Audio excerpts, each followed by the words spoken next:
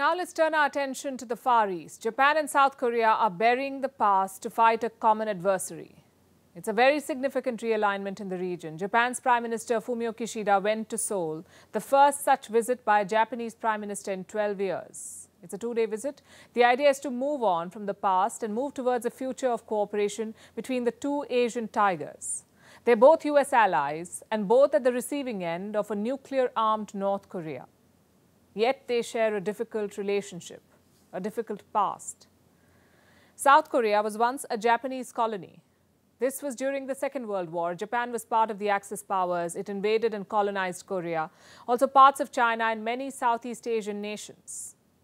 And Japan left behind a horrific legacy, a legacy of forced labor and sexual slavery. Millions of people were forced to work in Japanese firms to fuel the war effort.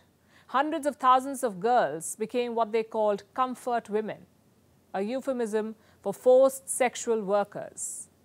All this is well known and well documented, but Japan has always tried to avoid taking direct responsibility for what happened. In 2015, Japan's then Prime Minister Shinzo Abe made a provocative statement. He said he would not allow future generations to be quote-unquote predestined to apologize. And it's a line that Kishida has maintained, the current Prime Minister. But in the interest of mending ties, he made this statement yesterday.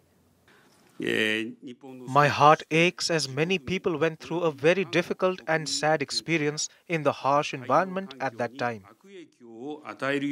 Now, this was not an official apology, but a personal show of grief.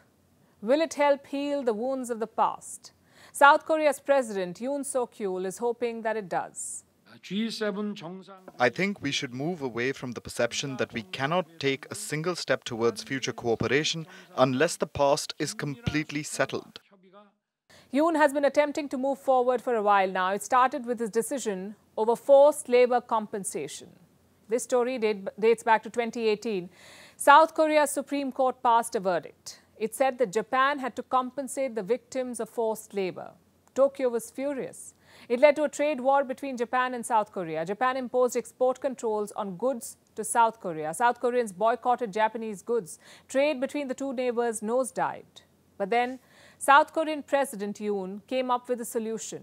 He said that South Korea itself would compensate these victims of forced labor. And this effectively absolved Japan of the responsibility.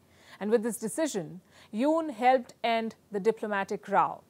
But the controversy over Japan's past is far from over. Listen to this.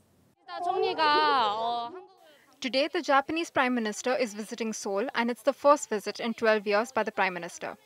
But if you look at the previous summit, you will be reminded of how South Korea was very submissive to Japan. I think the Japanese Prime Minister is shameless for making the visit despite the opposition in South Korea. He has to at least make an apology on the illegal occupation of the Korean peninsula. Also, we are here today to oppose the strengthening of the South Korean-Japanese military cooperation.